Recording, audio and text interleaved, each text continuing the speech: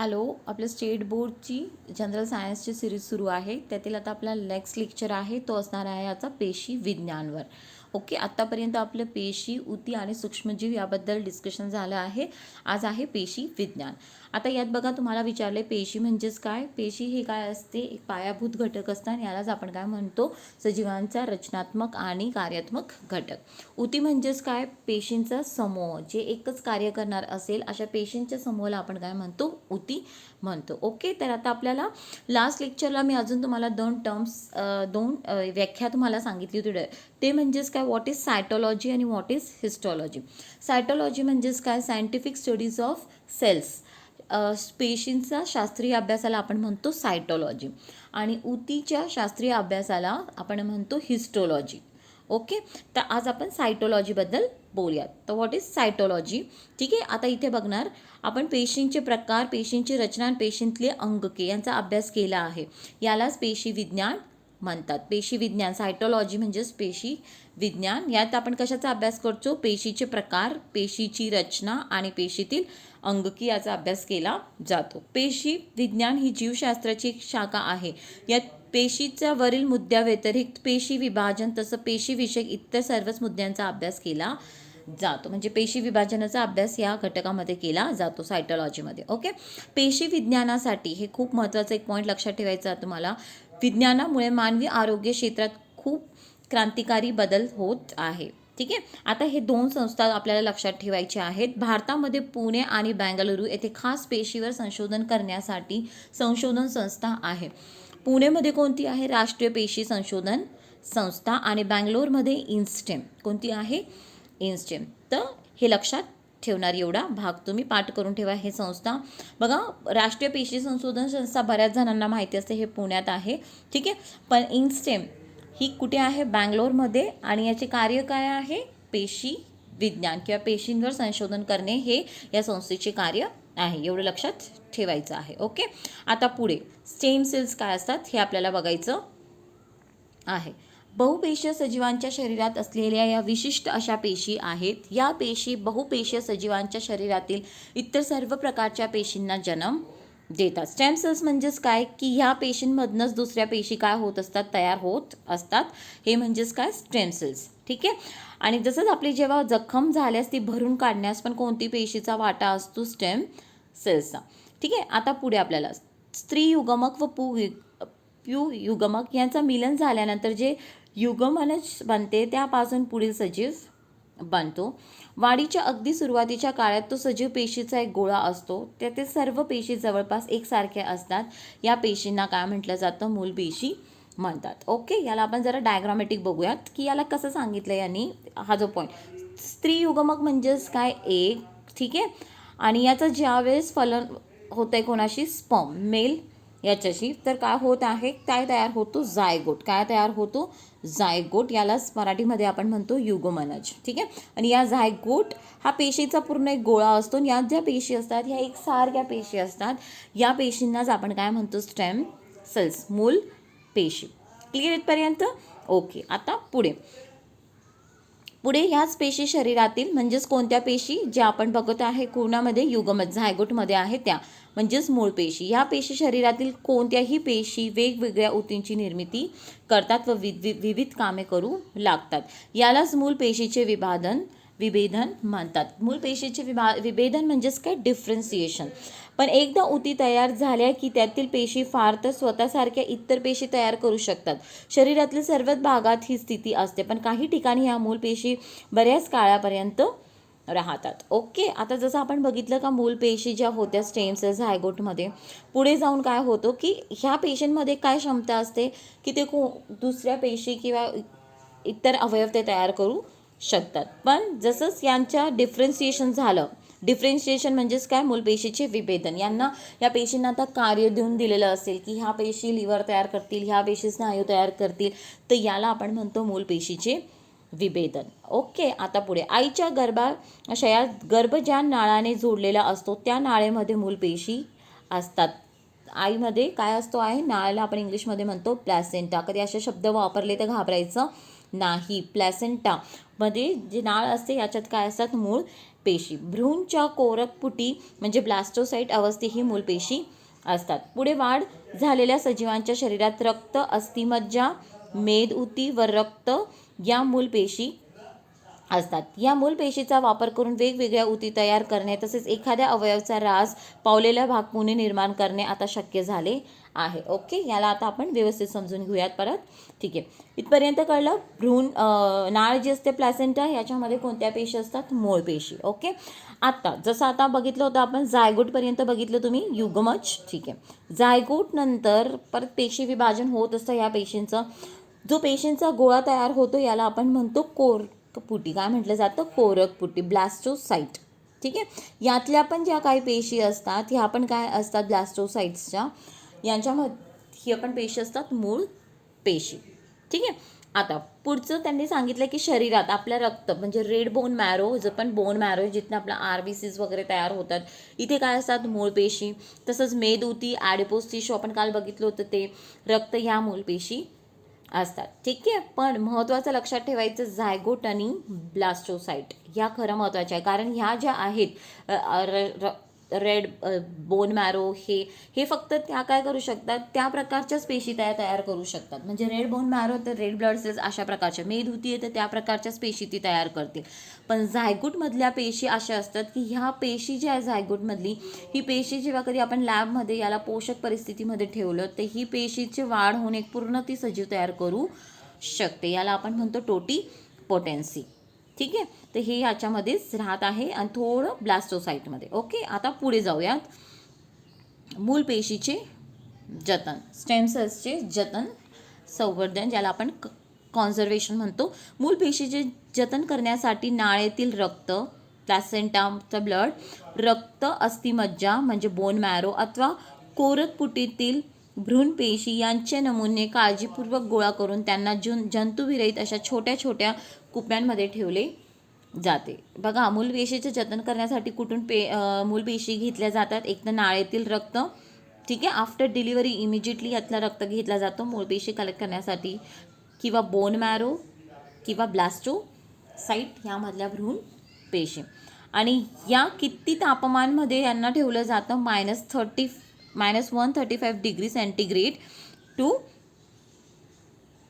-190 degree centigrade कमी तापमान द्रवरूप नायट्रोजनमध्ये ठेवलं जातं. यालाच आपण म्हणतो क्रायो प्रिझर्वेशन. काय म्हटलं जातं याला? Cryo preservation. यावर शीत तापमानमध्ये जे जतन होतं याला आपण म्हणतो क्रायो प्रिझर्वेशन. ओके, आता इथे पुढे बघा, वनस्पतीमध्ये जसे कलम करतात तसे मानवामध्ये अवयव प्रत्यारोपण शक्य आहे का? यस, आता आपल्याला बघायचं आहे की मूल पेशी जे आता आपण बघितल्या, ठीक आहे, यांचं जतन का करतात? ठीक आहे, किंवा मूल पेशीचं महत्त्व काय, उपयोग काय केलं जातं ते. ओके, आता पुढे जाणार तुम्ही.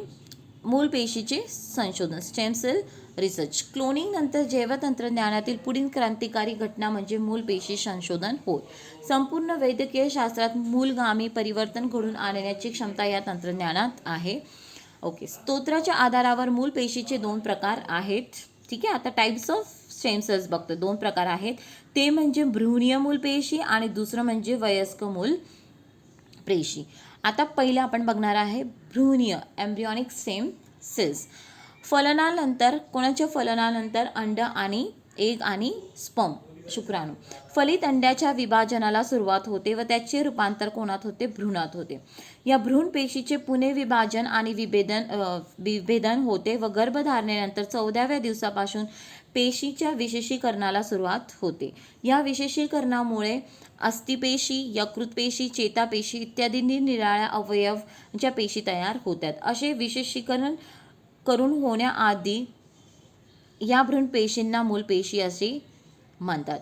ओके, मानवी शरीरातील 220 प्रकारच्या पेशी ह्या एकच प्रकारच्या पेशीपासून म्हणजेच भ्रूण पेशीतील मूल पेशीपासून जन्म घेतात. याला तुम्हाला क्वेश्चन फ्रेम होऊ शकतं की मानवी शरीरात किती प्रकारच्या पेशी असतात? ते 220 प्रकारच्या. एक विधान असं विचारलं की या पेशी, सगळ्या पेशी कुठनं तयार होतात? भ्रूणामधील मूल पेशीपासून तयार होतात. हे पण स्टेटमेंट बरोबर राहील. तर हे पॉईंट तुम्ही लक्षात ठेवणार, व्हेरी इम्पॉर्टंट. म्हणजेच मूल पेशी या अविभेदित प्राथमिक स्वरूपाच्या आणि स्वतःची पुनरावृत्ती करण्याची क्षमता असलेल्या असतात व सर्व मानवी पेशींच्या पालक पेशी असतात. ठीक आहे. मूल पेशीच्या अंगी असलेल्या ह्या गुणधर्माला आपण म्हणतो प्लुरिपोटेन्सी असे म्हणतात. काय म्हटलं जातं याला? प्लुरिपोटेन्सी.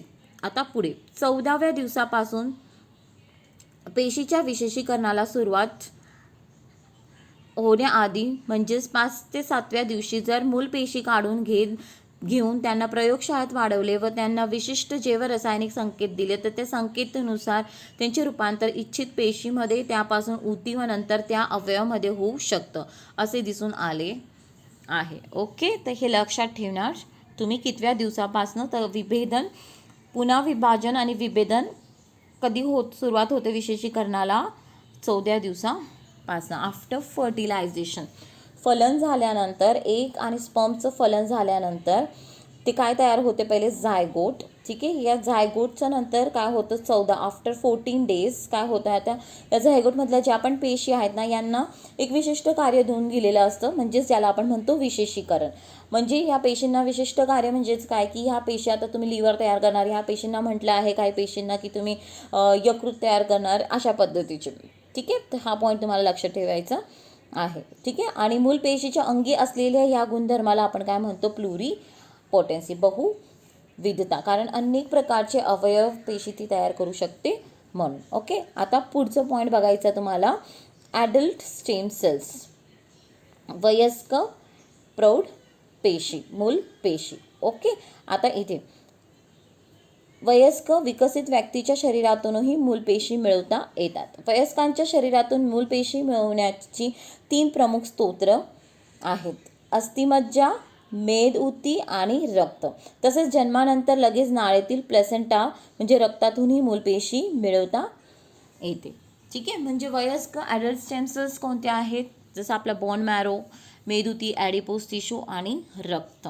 ठीक आहे. पण ह्या पेशी काय आहे ना की ह्या फक्त तेच पेशी बनवणार. जसं बोन मॅरोमधले आहे तर त्यातनं तुम्ही लिव्हर, यकृत असं काही बनवू नाही शकत, किडनी, फुफ्फुस असं काही नाही. अस्थिमधले तर रक्ताचा घटक तुम्ही बनवू शकतात.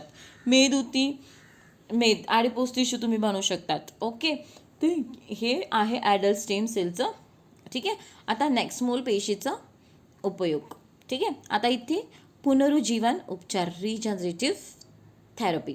सेल थेरपी यातले एक भाग पहिला, सेल थेरपी. मधुमेह म्हणजे डायबिटीज, हृदयविकाराचा झटका, अल्झायमर्स आजार, कंपवात म्हणजेच पार्किन्सन आजार इत्यादीमुळे निकामी झालेल्या ऊती बदलण्यासाठी मूल पेशीचा वापर केला जातो. ओके, सेल थेरपी म्हणजे ह्या आजारामध्ये काय केलं जातं? जसं पार्किन्सन्स हा जो आजार आहे, ठीक आहे, हा मेंदूचा आजार आहे किंवा सिक्रेटरी डोपामाइन आणि सेरोटोनिन हे व्यवस्थित तयार होत नाही. मग हे तयार करणारे जे घटक आहे आपल्या तिथे, तर तो कारण त्याच्यामध्ये काही खराबी झाली म्हणून तो तयार करत नाही ना, मग ते तिथे आपण काय करतो? मूलपेशीद्वारे असे घटक तयार करतो आणि परत त्यांना ते टाकण्यात येते. ओके, नेक्स्ट आता नेक्स्ट पॉईंट, अनेमिया म्हणजेच अनेमिया, ल्युकेमिया, थॅलेसेमिया इत्यादी रोगांमध्ये लागणाऱ्या रक्तपेशी बनवण्यासाठी.